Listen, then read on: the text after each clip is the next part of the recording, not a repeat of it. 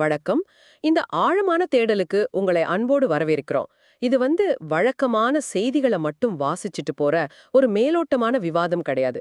உங்களுக்காகவே குறிப்பா உங்க நேரத்தோட மதிப்பை உணர்ந்து ரொம்ப நுணுக்கமா உருவாக்கப்பட்ட ஒரு ஆழமான அறிவு தேடல். நிச்சயமா.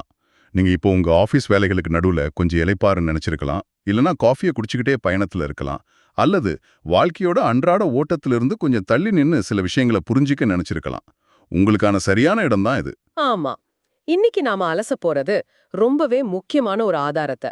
அதாவது ஓஷோ அவங்க ஆற்றிய தம்மபதம் சொற்பொழிவுகளோட 80வது ஆடியோ பதிவைத்தான் நாம இன்னைக்கு முழுமையா பகுப்பாய்வு செய்ய போறோம். இந்த தேடலோட நோக்கம் என்னன்னு பாத்தீங்கன்னா, ஆன்மீகம், வாழ்க்கை, துன்பம், வெற்றி தோல்வி இது எல்லாம் பத்தி ஓஷோ முன்வைக்கிற முற்றிலும் மாறுபட்ட கோணங்களை உடைச்சு பார்க்கிறது தான். கரெக்ட். இன்றைய இந்த பிஸியான மன அழுத்தங்கள் நிறைஞ்ச வாழ்க்கையில இந்த தத்துவங்கள் உங்களுக்கு எப்படி பயன்படும் அப்படிங்கறத புரிஞ்சுக்கிறது தான் நம்ம மிஷன். சரி, இத கொஞ்சம் விரிவா பாப்போம் இந்த ஆடியோல. ஓஷோ ஆரம்பத்திலே ஒரு சுவாரஸ்யமான விஷயத்த பதிவு செய்றாரு. எந்த விஷயத்த சொல்றீங்க?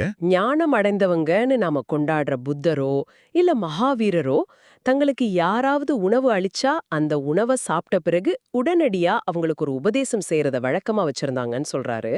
இது எனக்கு கொஞ்சம் ஆச்சரியமா இருந்துச்சு. ஏன் அப்படி செய்யணும்? சாப்பாட்டுக்கு பதிலா உபதேசமா? அது மேலோட்டமா பார்க்கும்போது ஒரு வியாபாரம் போலவோ இல்லனா கைமாறு செய்யறது போலவோ தோணலாம். ஆனா உண்மையாவே இது ரொம்ப ஆழமான ஒரு உளவியல் மற்றும் ஆன்மீக பரிமாற்றம். அது எப்படி? உலக நியதிப்படி ஒருத்தரால தன்னிடம் என்ன இருக்கோ அதை மட்டும்தான் அடுத்தவங்களுக்கு கொடுக்க முடியும் இல்லையா? இப்ப நீங்க ஒரு ஞானிக்கு உணவளிக்கிறீங்கன்னா, நீங்க உங்க உடலுக்கான ஒரு சாதாரண உணவா அவங்களுக்கு கொடுக்கறீங்க. உங்ககிட்ட அதுதான் இருக்கு. ஆனா அந்த ஞானிகள் தன்னிடம் நிறைவா இருக்கிறத கொடுக்கறாங்க. அது ஆன்மாவுக்கான உணவு. ஓ, அதாவது உபதேசம். ஆமா, நாம கொடுக்கற அந்த உணவோட மதிப்பு மிக மிகச் சிறியது. காலையில சாப்பிட்டா சாயந்தரம் பசிக்க போகுது. ஆனா அவங்க திருப்பி தர்ற அந்த வார்த்தைகள் விலை மதிப்பற்றது. அது ஒருத்தரோட வாழ்க்கையோட இருண்ட பாதையில மிகப்பெரிய வெளிச்சமா மாறக்கூடும். அப்படி பார்த்தா நாம குடுக்கறது வெறும் பருப்பொருள். அவங்க குடுக்கறது ஒரு நிரந்தரமான திறவுகோல்னு சொல்லலாம். இத கேட்கும்போது அந்த ஆடியோல ஓஷோ குறிப்பிடுற புத்தரோட இறுதி விருந்து பத்தின சம்பவம் எனக்கு ஞாபகத்துக்கு வருது. அது ஒரு அற்புதமான சம்பவம். ஆமா, அவர் அத விவரிக்கிற விதம் ரொம்ப உணர்ச்சி பூர்வமா இருந்துச்சு. அந்த சம்பவத்தோட பின்னணிய கொஞ்சம் சொல்ல முடியுமா? கண்டிப்பா. அது வெறும் வரலாற்று நிகழ்வு கிடையாது. மனித அன்போட உச்சக்கட்டம்னு சொல்லலாம். புத்தர் தன்னோட இறுதி நாட்கள்ல பயணத்துல இருக்கும்போது அவருக்கு ஒரு ஏழை மனிதன் உணவளிக்க ஆசைப்படுறான். ஆனா அவனோட வறுமை எப்படிப்பட்டதுன்னா, சந்தையில போய் நல்ல காய்கறிகள் வாங்குறதுக்கு கூட அவன்கிட்ட பணம் இல்ல. அப்புறம் எப்படி உணவளிச்சான்? அவன் என்ன செய்யறான்னா, காட்டுல நாய்கள் சிறுநீர் கழிக்கிற இடங்கள்ல முளைச்சிருக்கக்கூடிய ஒரு வகையான காய்ந்த காளான்களை எடுத்துட்டு வர்றான். அத ஊர்ல குகுர்முத்தா அப்படின்னு சொல்லுவாங்க. அதை சேகரிச்சுட்டு புத்தருக்கு உணவா சமைக்கிறான். அந்த விஷக்காளான்களை சொல்றீங்களா? கரெக்ட். அந்த ஏழைக்கு தெரியாது தான் சமைச்சிருக்கிறது கொடிய விஷத்தன்மை வாய்ந்ததுன்னு. அவன் தன் முழு அன்பையும் கொட்டி அதை சமைக்கிறான். புத்தர் தன் பிச்சை பாத்திரத்தை நீட்டுறாரு. அவன் அந்த உணவை பரிமாறுறான். புத்தர் அதை சாப்பிட்டாரா? புத்தர் அதை எடுத்து வாயில வச்ச உடனேயே அது கசக்குது. அது விஷம்னு அவருக்கு உடனே தெரிஞ்சிடுது. ஒரு நிமிஷம். அது விஷம் தெரிஞ்சும் அவர் அதை சாப்பிட்டாரா? ஏன் அப்படி செய்யணும்? இது கெட்டு போடுச்சு, எனக்கு வேணான்னு சாதாரணமா சொல்லிருக்கலாமே. இங்கே மிகவும் ஆச்சரியப்பட வைக்கும் விஷயம் என்னவென்றால், புத்தரோட அந்த எல்லையற்ற கருணை தான். தனக்கு முன்னாடி உட்கார்ந்திருக்கிற அந்த ஏழையோட கண்களை புத்தர் பார்க்கறாரு. உலக மகா குருவான புத்தருக்கு தான் உணவளிக்கிறோம். நம்ம ஏழையோட கண்கள்ல ஆனந்த கண்ணீர் வழியுது. அவங்கிட்ட வேற எந்த உணவும் இல்ல. ஆமா. இப்ப புத்தர் நீ எனக்கு விஷம் வச்சிட்டேன்னு சொன்னாலோ இல்ல இது கெட்டு போயிருக்குன்னு சொன்னாலோ அந்த ஏழையோட இதயம் சுக்குநூறா உடைஞ்சிடும். வாழ்நாள் முழுதும் புத்தருக்கே நான் விஷம் கொடுத்துட்டேங்கிற குற்ற உணர்ச்சியிலேயே அவன் செத்து போவான். அட பாவமே. அவனோட அன்பையும் அந்த ஆனந்த கண்ணீரையும் நிராகரிக்க கூடாதுங்கிறதுக்காகவே புத்தர் அந்த விஷ உணவை அமைதியா தன் முகத்துல எந்த மாறுதலும் காட்டாம முழுமையா சாப்பிடுறாரு. நினைச்சு கூட பார்க்க முடியல. ஒருத்தரோட தூய்மையான அன்புக்கு அவர் கொடுத்த மிகப்பெரிய மரியாதை அது. ஆனா இதோட விளைவு ரொம்ப மோசமா இருந்திருக்குமே. ஆமா, அந்த விஷம் உடம்புல பரவி புத்தரோட உயிர் பிரியற தருவாய் நெருங்குது. மருத்துவர் பார்த்துட்டு இது விஷ உணவுன்னு சொல்றாரு. இத கேட்டதும் ஆனந்த் போன்ற புத்தரோட நெருங்கிய சீடர்கள் பயங்கரமான கோபம் அடைறாங்க. அந்த ஏழைய கொல்லணும்னு கூட ஆவேசப்பட்டிருப்பாங்க. ஆனா இறக்குற தருவாயிலையும் புத்தர் அந்த ஏழைய சபிக்கவோ சீடர்களை அனுமதிக்கவோ இல்ல. மாறாக உலகிலேயே 2 பேர் மிக மிக பாக்கியசாலிகள்னு அவர் சொல்றாரு. 2 பேரா? ஒருத்தர் அந்த ஏழையா? இன்னொருத்தர் யாரு? இன்னொருத்தர் சுஜாதா. ஞானம் அடையறதுக்கு முன்னாடி தனக்கு முதல் முறையா உணவளித்த சுஜாதாங்கிற பெண், மற்றொன்று தான் இந்த உலகை விட்டு செல்வதற்கு வசதியா இறுதியா உணவளித்த இந்த ஏழை. அன்பால கொடுக்கப்படுற விஷயம் கூட அமிர்தமாகுதுன்னு சொல்லிட்டு தான் இறுதி உபதேசத்தை அந்த ஏழைக்கு ஒரு பெரிய ஆசீர்வாதமா வழங்கிட்டு தன் கண்களை மூடுறாரு. இத சாதாரணமா கடந்து போக முடியல. ஒரு மனிதனால எப்படி இவ்வளவு ஈகோ இல்லாம இருக்க முடியுங்கிறது மிகப்பெரிய ஆச்சரியம். சரி, ஓஷோ இந்த நிகழ்வோடு சேர்த்து உபதேசம்ங்கிற வார்த்தைக்கு ஒரு புதுமையான விளக்கம் கொடுக்கறாரே, அத பத்தி சொல்லுங்களேன். உபதேசம்ங்கிறதுக்கும் ஆதேசம், அதாவது கட்டளைகள் இடுறதுக்கும் என்ன வித்தியாசம்? ஓஷோ இங்க வார்த்தைகளோட வேர்களை வச்சு ரொம்ப அழகா விளையாடுறாரு. பல மதங்கள்ல நாம ஆதேசம்ங்கிற வார்த்தையை பார்ப்போம். ஆதேசம்னா கட்டளை. ஆங்கிலத்துல கமாண்ட்மெண்ட்னு சொல்லுவோம் இல்லையா? இதைச் செய், இதைச் செய்யாதே அப்படிங்கிறது. எங்கே கட்டளை இருக்கோ அங்கே ஒரு அதிகாரம் வந்துரும். கரெக்ட். மற்றவர்கள் மேல ஆதிக்கம் செலுத்துற எண்ணம் இருக்கும். இதை நீ செய்துதான் ஆகணும், இல்லைன்னா நீ நரகத்திற்கு போவாய்னு மிரட்டலும் பயமுறுத்தலும் இருக்கும். ஆனா உபதேசம்ங்கிறது முற்றிலும் வேறானது. சமஸ்கிருதத்துல உப் அப்படின்னா அருகில்னு அர்த்தம். தேஷ்னா இடம் அல்லது வெளி. ஆக உபதேசம்னா ஒரு ஞானிக்கு அருகில் உட்கார்றதா? ஆமா, ஒரு ஞானினில் மிக நெருக்கமா அன்பா அமருவது. இதுல எந்த அரசியலும் இல்லை, ஆதிக்கமும் இல்லை, பயமுறுத்தலும் இல்லை. நான் இதை செய்தேன், எனக்கு இந்த ஆனந்தம் கிடைச்சது, உனக்கு வேணும்னா வா பகிர்ந்து கொள்வோன் அன்போடு கொடுக்கப்பட்ட ஒரு திறந்த அழைப்பு தான் உபதேசம். அதாவது உபதேசம்ங்கிறது நம்ம சிந்திக்க வைக்கிறது, ஆதேசம்ங்கிறது நம்ம அடிமையாக்குறதுன்னு சுருக்கமா சொல்லலாம். அருமை. இப்போ நாம நடைமுறை வாழ்க்கையோட இன்னொரு பரிமாணத்துக்கு வருவோம். புத்தரை பத்தி பேசணும். அவருக்கு ஈகோ இல்ல. ஆனா நம்ம போன்ற சாதாரண மனிதர்கள் அப்படி இல்லையே. ஆமா, மனித மனமே வேற மாதிரி வேலை செய்யும். நாம தினமும் எத்தனையோ கஷ்டங்களை, தோல்விகளை சந்திக்கிறோம். பல நேரங்கள்ல எல்லாம் முடிஞ்சுதுன்னு நினைக்கிறோம். ஆனாலும் மறுபடியும் காலையில எழுந்து வேலைக்கு ஓடிக்கிட்டே இருக்கோமே, அது ஏன்? வாழ்க்கையில இந்த மனிதனை அப்படி தொடர்ந்து ஓட வைக்கிறது எது? இது நம் எல்லோருடைய வாழ்க்கையிலயும் எழும் ஒரு அடிப்படையான கேள்வி. ஓஷோ இதுக்கு ரொம்ப தெளிவான, ஆனா சுருக்குன்னு குத்துற மாதிரி ஒரு பதிலை கொடுக்கறாரு. மனிதனை இயக்குறது ரெண்டு விஷயங்கள் தான். அது என்ன? ஒன்னு அவனோட அகங்காரம், அதாவது ஈகோ. மற்றொன்று அவனோட நம்பிக்கை. இந்த 2 சக்கரங்கள்ல தான் உங்களோட, என்னோட, அனைவரோட வாழ்க்கையும் ஓடிக்கிட்டு இருக்கு. ஈகோவும் நம்பிக்கையுமா? ஈகோ மனிதனை இயக்குதுங்கிறத நான் ஏத்துக்கிறேன். ஆனா நம்பிக்கைங்கிறது ஒரு நல்ல விஷயம் தானே. அது எப்படி மனிதனை தவறாக இயக்குதுன்னு ஓஷோ சொல்றாரு? நாம நம்பிக்கைய எப்போதுமே பாசிட்டிவாக பார்த்து பழகிட்டோம். ஆனா ஓஷோ என்ன சொல்றாருன்னா, ஈகோ என்ன செய்யுது? நீ உடைஞ்சுப்போ, சிதறிப்போ, ஆனா ஒருபோதும் வளைஞ்சு கொடுக்காத, தோல்வியை ஒப்புக்காதன்னு முறுக்கேத்துது. மறுபுறம் நம்பிக்கை என்ன செய்யுது? அது ஒரு இனிமையான ஆனா ஆபத்தான பொய் சொல்லுது. என்ன பொய்? கவலைப்படாத, இன்னைக்கு கஷ்டமா இருக்கலாம், இந்த வேலை உனக்கு பிடிக்காம இருக்கலாம், இந்த உறவு மோசமா இருக்கலாம், ஆனா நாளைக்கு எல்லாம் சரியாயிடும்னு மனிதமை ஏமாத்திக்கிட்டே இருக்கு. இந்த ரெண்டுமே மனுஷனை யதார்த்தத்துல இருந்து தள்ளி வைக்குது. இன்றைய உண்மையை ஏற்க விடாம நாளைய மாயையில வாழ வைக்குது. அட, இது ஒரு புது கோணம். இத புரிஞ்சுக்கிறதுக்கு ஓஷோ அந்த சூதாடியோட கதையை சொல்றாரு. அது ரொம்ப சரியான உதாரணம். ஒருத்தன் தனக்கு வாரிசா கிடைச்ச $10,000 வச்சு சூதாடி பெரிய ஆளாகலான்னு தம் மனைவியோட லாஸ் வேகாஸ் போன்ற ஒரு சூதாட்டு விடுதிக்கு போறான். அங்கே போய் விளையாடி எல்லாத்தையும் இழந்துடுறான். ஆமா, கடைசியா அங்கிருந்து திரும்பிச் செல்ல டாக்ஸிக்கு ஆகும் செலவுக்காக வெறும் $2 மட்டும் கையில வச்சுக்கிட்டு வெளிவரான்.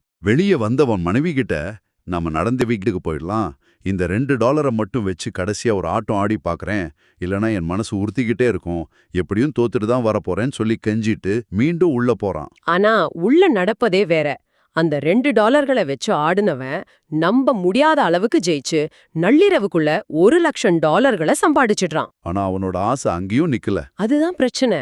அந்த $1,00,000 வச்சு இறுதியா ஒரு ஆட்டம் ஆடினா 20 லட்சம் கிடைக்குமேன்னு ஈகோவும் நம்பிக்கையும் தூண்ட கடைசியில எல்லாத்தையும் இழந்துடுறான். இப்போ கையில டாக்ஸிக்கு கூட பணம் இல்ல. நள்ளிரவுல ரொம்ப தூரம் நடந்து போய் வீட்டு கதவை தட்டுறான். மனைவி தூக்க கலக்கத்துல கதவை திறந்து என்ன ஆச்சுன்னு கேக்குறா. அதுக்கு அவன் எந்த சலனமும் இல்லாம சொல்றான், அந்த $2 போயிடுச்சுன்னு. இதுதான் மனித மனம். அவனோட ஈகோ எப்படி வேலை செய்து பாருங்க. ஆமா, $1,00,000 ஜெயிச்சதும் அவனோட திறமை, அதை இழந்ததும் அவனோட முட்டாள்தனம்தான். ஆனா அவன் தன் முழு தோல்வியையும் மனைவி கிட்ட சொல்லாம மறைச்சு அந்த $2 மட்டுமே போனதை சமாளிக்கிறான். வாழ்க்கைங்கிறது இப்படிப்பட்ட ஒரு சூதாட்ட களம்தான்னு ஓஷோ சொல்றாரு. இங்க கிடைக்கிற சின்ன சின்ன வெற்றிகள் எல்லாமே ஒரு மிகப்பெரிய தோல்விக்கு நம்ம தயார்படுத்துற ஒரு கவர்ச்சி மட்டும்தான். மனிதன் தன் ஈகோவால உண்மையை ஏற்கவே மறுக்கிறான். இத கேட்கும்போது ஒரு விஷயம் தோணுது. அவன் ஏன் உண்மைய சொல்லல? ஏன்னா அவன் $1,00,000 இழந்துட்டேன்னு சொன்னா தான் ஒரு பெரிய முட்டாள் அப்படிங்கறத அவனே ஏத்துக்க வேண்டியிருக்கும். அது அவனோட ஈகோ அனுமதிக்கல. சரி, இதுல இருந்து தப்பிக்க வழியே இல்லையா? எப்படி இந்த சக்கரத்துல இருந்து வெளியே வர்றது? வழி இருக்கு.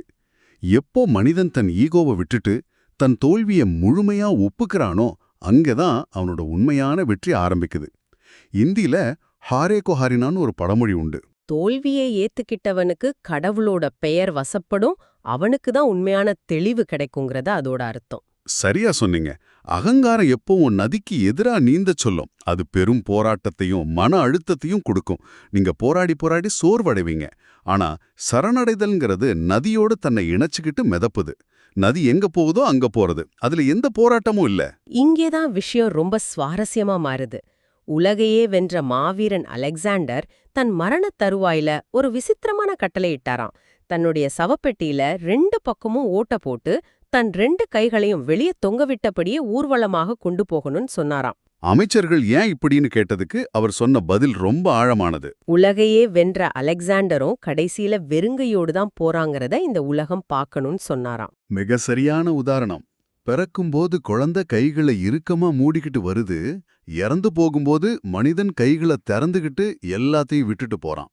இந்த யதார்த்தத்தை அகங்காரம் ஒருபோதும் ஏத்துக்காது. நான் சாதிப்பேன், நான் பிடிச்சு வச்சுப்பேன்னு போராடும். ஆனா அலெக்சாண்டருக்கு கடைசியில புரிஞ்ச அந்த உண்மைய நம்ம வாழும்போதே புரிஞ்சுக்கிட்டா மனிதன் உண்மையான அமைதியை அடையலாம். சரி, இப்போ ஆன்மீகம்னு சொன்னாலே எனக்கு வர்ற ஒரு முக்கியமான சந்தேகத்தை கேட்கிறேன். சரணடைதல், எல்லாத்தையும் விட்டுடுறதுன்னு பேசும்போதெல்லாம் எனக்கு ஒரு கேள்வி வரும். கேளுங்க. எல்லா சந்நியாச மரபுகளும் வீட்டை விட்டு வெளியேறி எல்லாத்தையும் துறந்துட்டு பிச்சை எடுத்து வாழ்றது தானே வலியுறுத்துது. நமக்கு தெரிஞ்ச ஆன்மீகமும் அதுதானே. வேலை, குடும்பம், பொறுப்புகள் எல்லாத்தையும் தூக்கி எறிஞ்சிட்டு போறது தான் சந்நியாசம்னு பலரும் நினைக்கிறாங்க. புத்தர் கூட அப்படித்தானே போனாரு. இது ஒரு மிகப்பெரிய மாயை. வரலாற்று ரீதியான ஒரு தவறான புரிதல்னு ஓஷோ அந்த ஆடியோல ஆணித்தரமா விளக்குறாரு. வரலாற்று ரீதியா பார்த்தா யூத மதம் மற்றும் ஹிந்து மதம் ஆகிய 2 மிகப் பழமையான மதங்களும் எல்லாத்தையும் விட்டுட்டு ஓடுற இந்த சந்நியாசத்தை ஆரம்பத்துல ஆதரிக்கவே இல்ல. அப்படியா? ஆமா, அவங்களோட ரிஷிகளும் யூத மதத்தோட ராபிகளும் குடும்பஸ்தர்களாகவே இருந்தாங்க. அவங்களுக்கு மனைவியும் குழந்தைங்களும் இருந்தாங்க. அவங்க இல்லறத்துல இருந்தபடியே சமூகத்தோடு ஒரு அங்கமா இருந்தபடியே ஞானத்தை அடைஞ்சாங்க. வீட்டை விட்டு செல்லும் அந்த ஆக்ரஹி, அதாவது வீடற்ற முறைங்கிறது சமண மற்றும் பௌத்த மதங்கள் வந்த பிறகுதான் மக்கள் மத்தியில பிரபலமாச்சு. அப்புறம் அது ஹிந்து மதத்துக்குள்ளேயும் ஊடுருவியது. அப்படியானால் ஏன் மக்கள் வீட்டை விட்டு வெளியேற சன்னியாசிகளை அவ்வளவு பெரிய ஆட்களா பாக்குறாங்க? குடும்பத்தோடு இருக்கிற ஒரு ரிஷியை விட எல்லாத்தையும் துறந்த ஒரு முனிவரை பார்த்து ஏன் இவ்ளோ பிரமிக்கிறாங்க? இதை ஒரு பரந்த கண்ணோட்டத்தோடு இணைத்து பார்த்தா உங்களுக்கு மனித உளவியல் ரொம்ப தெளிவா புரியும். ஒரு சாதாரண மனிதன் உலக ஆசைகளையும் பணத்திலையும் காமத்திலையும் பொருள் தேடலையும் உழைஞ்சிக்கிட்டு இருக்கான். அவனை நாம போகின்னு சொல்லலாம். அவனைப் போலவே மனைவியோடு குடும்பத்தோடு வீட்டில் இருக்கிற ஒரு இந்து ரிஷியை பார்த்தா அவனுக்கு பெரிய மரியாதை வராது. இவரும் என்ன போலதானே இருக்காரு, இவர்கிட்ட என்ன பெரிய ஞானம் இருக்க போதுன்னு நினைப்பான். கரெக்ட். ஆனா உடைகளை கூட துறந்து நிர்வாணமா நிக்கிற ஒரு சமண முனிவரை பார்த்தாலோ இல்லைன்னா ராஜ வாழ்க்கையை விட்டுட்டு பிச்சை பாத்திரத்தோடு காட்டுல திரியற ஒருவரை பார்த்தாலோ அவனுக்கு ஆச்சரியம் தாங்காது. ஓ, அதாவது நம்மால எந்த பணத்தையும் பொருட்களையும் விட முடியாம தவிக்கிறோமோ அதை இவர் அனாயாசமா தூக்கி எரிஞ்சிட்டாரேங்கிற ஒரு மலைப்பு, ஒரு குற்ற உணர்வோட வெளிப்பாடு, அப்படிதானே? சரியா சொன்னீங்க. இது தியாகத்தின் மீதான உண்மையான ஈர்ப்பல்ல. இது தன்னிடமுள்ள ஆசைகளை இன்னொருத்தன் வென்றுட்டானேங்கிற பிரமிப்பு மட்டும்தான். பல நேரங்கள்ல இப்படி நிர்வாணமா இருக்கிறதோ பணியில உறையறதோ கூட இன்னொரு வகையான ஈகோவோட வெளிப்பாடா மாறிடும்னு ஓஷோ ரொம்ப கடுமையா எச்சரிக்கிறாரு. உன்னால செய்ய முடியாதத நான் சேரன்பா, நான் உன்னை விட உயர்ந்தவன்னு நினைக்கிற ஈகோ அது. அது ஆன்மீகம் அல்ல. ஆமா. அப்ப நடைமுறை வாழ்க்கைக்கு இது சாத்தியமாங்கிற கேள்வி வருது. உண்மையான துறவு அல்லது சந்நியாசம்னா என்ன? வீட்டை விட்டு ஓடுறதில்லை என்றால் வேற என்ன? நான் இப்போ ஒரு கார்ப்பரேட் கம்பெனில வேலை பார்க்கறேன், எனக்கு குடும்பம் இருக்கு, நான் எப்படி துறவியாக முடியும்? உண்மையான துறவுங்கிறது பொருட்களையோ வேலைகளையோ மனிதர்களையோ விட்டு காட்டை நோக்கி ஓடுறது கிடையாது. அது மனதோட ஒரு நிலை. அதை ஓஷோ சாட்சி பாவம்னு சொல்றாரு. ஆங்கிலத்துல விட்னஸிங்னு சொல்லலாம். அதாவது எல்லாத்துக்கும் நடுவுல இருந்துகிட்டே குடும்பத்தோடு வாழ்ந்துகிட்டே எதன் மீதும் ஒட்டாம ஒரு சாட்சியா மட்டுமே வாழ்க்கைய பாக்குறது. ஆமா. இதுக்கு ஜனக மகாராஜாவோட கதைய ஓஷோ ஒரு அற்புதமான உதாரணமா சொல்றாரு. அந்த 1000 பசுக்கள் கதையா? அத கொஞ்சம் விரிவா சொல்லுங்களேன். ஜனக மகாராஜா ஒரு மாபெரும் தத்துவ விவாத போட்டியை நடத்துறாரு. அந்த போட்டியில வெற்றி பெறுபவருக்கு பரிசா 1000 பசுக்கள் அரண்மனை வாசல்ல நிறுத்தப்பட்டிருக்கு. அதோட கொம்புகள்ல தங்கம் மற்றும் வைரங்கள் பதிக்கப்பட்டிருக்கு. மிகப்பெரிய செல்வம் அது. அப்போ அங்கு விவாதத்துக்காக வர்ற யாக்ஞவல்கியர் என்ற மாபெரும் ரிஷி என்ன செய்றாரு? அவர் உள்ளே நுழையறதுக்கு முன்னாடியே தன் சீடர்களை பார்த்து அந்த பசுக்களை நமது ஆசிரமத்துக்கு ஓட்டிச் செல்லுங்க, விவாதத்தை நான் பிறகு பார்த்துக்கிறேன்னு சொல்றாரு. ஜனகருக்கு பெரும் ஆச்சரியம். இவருக்கு தன் வெற்றி மேல இவ்ளோ நம்பிக்கையா அல்லது அகம்பாவமா அனு நினைக்கிறாரு. ஆனா யாக்ஞவல்கியர் உள்ளே சென்று விவாதத்திலையும் வெல்றாரு. அந்த ரிஷி தங்கம் வைரம் பதிச்ச 1000 பசுக்களை சாதாரணமா ஓட்டிச் செல்ல சொல்றாரு. அவர் அத பார்த்து ஓடவும் இல்ல, அதே சமயம் அதோட மேல பெரிய வெறியும் காட்டல. அதுதான் விஷயம். அவர் அரச போகத்துல செல்வங்களுக்கு நடுவுல இருக்காரு. ஆனா அதன் மேல அவருக்கு எந்த வெறியோ ஒட்டுதலோ இல்ல. கிடைச்சா சந்தோஷம், கிடைக்காவிட்டாலும் சந்தோஷம்ங்கிற நிலை. இத நடத்தின ஜனக மகாராஜாவும் அப்படிதான். அவர் ஒரு சக்கரவர்த்தியா அரண்மனையில இருந்துகிட்டே ஒரு முனிவரை போல சாட்சியா வாழ்ந்தாரு. தாமரையிலே தண்ணீர் போல. ஆமா, அதுதான் உண்மையான துறவு. காட்டுக்கு ஓட வேண்டிய அவசியம் இல்ல, விழிப்போடு இருந்தாலே போதும்னு ஓஷோ சொல்றாரு. இது நீங்க உங்க ஆபீஸ்ல குடும்பத்துல இருக்கும்போது சாத்தியமே. சரி, நாம விழிப்போடு ஒரு சாட்சியா இருக்கோன்னே வச்சுக்குவோம். ஆனா வாழ்க்கையில எதிர்பாராத பெரிய துன்பங்கள் வரும்போது இந்த சாட்சி பாவம் எப்படி வேலை செய்யும்? ஓஷோ கிட்ட ஒரு சீடர் கேள்வி கேக்குறாரு. மாணிக் பாபுங்கிறது ஒரு பேரு. ஆமா, அவருக்கு திடீர்னு 5 லட்சம் ரூபாய் நஷ்டம் ஏற்படுது. கூடவே இருதய நோயும் வருது. எல்லாமே உங்க ஆசீர்வாதம்னு அவர் ஓஷோ கிட்ட சொல்றாரு. இது எப்படி சாத்தியம்? கஷ்டங்களை கூட ஒருத்தரால எப்படி ஆசீர்வாதமா பார்க்க முடியுது? இது ஒரு வகையான முட்டாள்தனமான பாசிட்டிவிட்டி இல்லையா? இது முட்டாள்தனம் இல்ல, இதுதான் உண்மையான தெளிவு. மனித மனத்தோட பொதுவான இயல்பு என்னன்னா, 5 லட்சம் ரூபாய் லாபம் கிடைச்சா அது கடவுளோட ஆசீர்வாதம்னு கொண்டாடும். கோவிலுக்கு போய் உண்டியல்ல காசு போடும். அதே பணம் பறிபோகும்போது கடவுள் என்னை கைவிட்டுட்டாரு, எனக்கு மட்டுமே ஏன் இப்படி நடக்குதுன்னு புலம்பும். ஓஷோ இதுக்கு என்ன சொல்றாரு? லாபம் கிடைக்கும்போது நீங்க நன்றி சொன்னா அது பறிபோகும்போதும் அதே நன்றியை சொல்ல பழகணும். ஏன்னா மகிழ்ச்சியும் வசதியும் எப்பவும் மனிதனை தூங்க வச்சிடும், மயக்கத்துல ஆழ்த்திரும். ஆனா துன்பமும் வலியும் தான் மனிதனை சட்டுன்னு விழிப்படைய செய்யுது, உலகத்தோட நிலையாமையா அவனுக்கு உணர்த்துது. அதாவது வழிதான் நமக்கு உண்மைய உரைக்க வைக்குதுங்கிறீங்க. சரியா சொன்னீங்க. நாம எதை என்னுடையதுன்னு இறுக்கி பிடிச்சுக்கிட்டு இருக்கோமோ அது உண்மையில நம்முடையதே இல்லைங்கிறத துன்பம் வரும்போது உணர்றோம். இதை உணர்த்த ஓஷோ ஒரு கதையை சொல்வார், அந்த மன்னனும் மோதிரமும் கதை. ஆமா, அந்த கதையை நீங்க சொல்ற விதம் எனக்கு ரொம்ப பிடிக்கும். அது என்ன மன்னன் மோதிரம்? ஒரு அரசன் ஒரு பெரிய போர்ல தோற்று எதிரிகள் கிட்ட இருந்து தப்பிக்க காட்டுல தான் குதிரையில வேகமா ஓடிக்கிட்டு இருக்கான். ஒரு மலை முகட்டுல வந்து நிக்கிறான். குதிரை மேல செல்லம் இருக்குது. கீழே பார்த்தா ஆழமான பள்ளம். குதிச்சா மரணம் நிச்சயம். பின்னால எதிரி குதிரைகளோட சத்தம் நெருங்கி வருது. தப்பிக்க வழியே இல்ல. மரணம் உறுதிங்கிற நிலை. அப்போ அவனுக்கு தான் குரு கொடுத்த ஒரு மோதிரம் ஞாபகத்துக்கு வருது. உயிருக்கு ஆபத்து வரும்போது வேறு வழியே இல்லாதப்போ இதுல இருக்கிற சீட்டை எடுத்து பாருன்னு குரு சொல்லியிருப்பாரு. அரசன் நடுங்கும் கைகளோட அந்த மோதிரத்தை திறந்து அந்த சீட்டை படிக்கிறான். அதுல என்ன எழுதியிருந்தது தெரியுமா? இதுவும் கடந்து போகும். ஆங்கிலத்துல திஸ் டூ ஷால் பாஸ். ஆமா, வெறும் 3 வார்த்தைகள் தான். ஆனா அந்த சூழ்நிலையில அது எவ்வளோ பெரிய தாக்கத்தை ஏற்படுத்தி இருக்கும். அந்த ஒரு வரி அவனுக்குள்ள ஒரு பெரிய மின்னலை உருவாக்குது. என் குழந்தை பருவம் கடந்து போச்சு, வாலிபம் கடந்து போச்சு, என் செல்வங்கள் கடந்து போச்சு, இப்போ இந்த ஆபத்தான தருணமும் கடந்து போகுங்கிற ஆழமான உண்மையா அவன் உணர்றான். அவன் மனம் படபடப்ப நிறுத்தி அமைதியாகுது. அவனோட மூச்சு சீராகுது. அந்த அமைதியை பார்த்த எதிரிகள் இவன் எங்கோ வேறு வழியில தப்பிச்சிட்டான் போல இருக்குன்னு நினைச்சிட்டு திரும்பி போயிடுறாங்க. அப்புறம் சில மாசங்களுக்கு பிறகு அந்த அரசன் தன் படைகளை திரட்டி மீண்டும் தன் நாட்டை பிடிச்சிடுறான். மாபெரும் வெற்றி கொண்டாட்டம் நடக்குது. மக்கள் பூக்களை தூவி அவனை யானை மேல ஊர்வலமா அழைச்சிட்டு வர்றாங்க. அவனுக்கு பெரிய கர்வம் தலைக்கேறுது. அப்போ இதற்கெல்லாம் என்னதான் அர்த்தம்? அந்த வெற்றியோட உச்சத்திலையும் அவன் அந்த மோதிரத்தை திறந்து பார்க்கணுமா? அதுதான் அந்த குருவோட தந்திரம். அந்த மாபெரும் கொண்டாட்டத்தோட உச்சத்திலையும் அவன் அந்த சீட்டை எடுத்து பார்க்கறான். இதுவும் கடந்து போகும். அந்த வெற்றி நிரந்தரமல்ல, இந்த கொண்டாட்டம் நிரந்தரமல்ல, கீழே வாழ்க என்று கத்துற இந்த மக்களும் நிரந்தரமல்ல அப்படிங்கறத அவன் உணர்றான். துன்பத்திலையும் சரி, இன்பத்திலையும் சரி, அவன் ஒரு பார்வையாளனா ஒரு சாட்சி பாவத்துக்கு மாறிடுறான். நேயர்களே, இது உங்களுக்கும் பொருந்தும். உங்க வாழ்க்கையில நடக்கிற இன்ப துன்பங்களை, உங்களோட அலுவலக பிரச்சனைகளை, உறவு சிக்கல்களை ஒரு சாட்சியா கொஞ்சம் தள்ளி இருந்து பார்க்க இதை கத்துக் கொடுக்குது. அருமை. இறுதியா இந்த ஆதாரத்துல என்னை ரொம்ப தொட்ட ஒரு விஷயம் கண்ணீர் பத்தின ஓஷோவோட பதிவு. ஒரு சீடர் கேக்குறாரு, உங்கள கேட்கும்போது எனக்கு கண்ணீர் கட்டுக்கடங்காம வருது. நான் என்ன செய்றதுன்னு.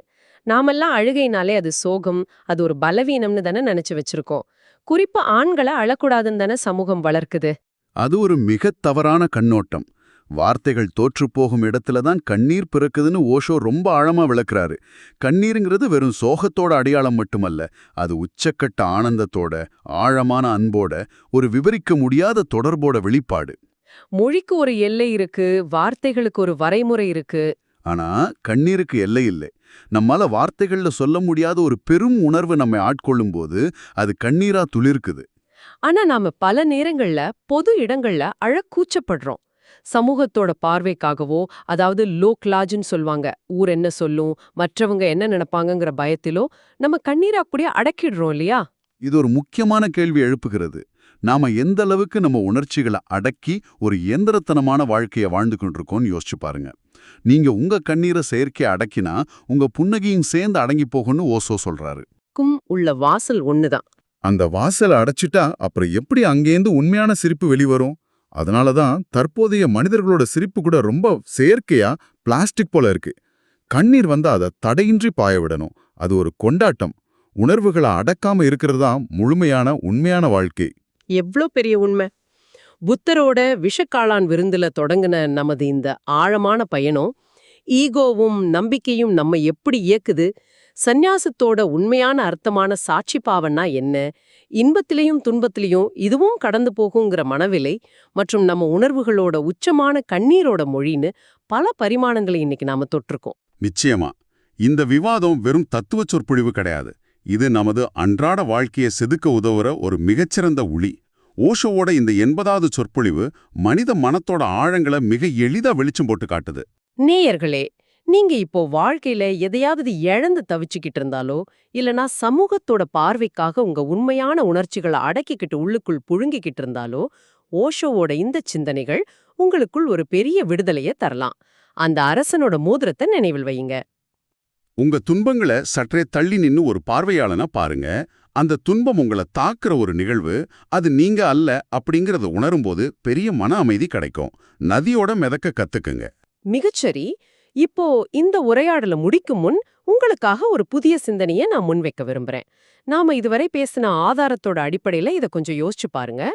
இந்த நிமிடத்துல உங்க வாழ்வுல நீங்க எதை இழக்க கூடாதுன்னு மிக கடுமையா போராடுறீங்களோ, அந்த உறவா இருக்கலாம், அந்த பதவியா இருக்கலாம்.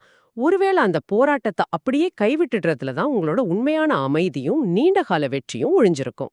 அகங்காரத்தோட பிடியை தளர்த்தி நதியோட மிதக்கத் தொடங்கிறது தான் உண்மையான விடுதலையோ?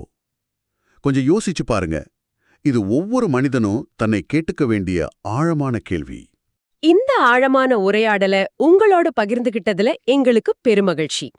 மீண்டும் ஒரு சுவாரஸ்யமான, உங்க சிந்தனையை தூண்டும் ஆழமான தேடலில் உங்களை சந்திக்கிறோம்.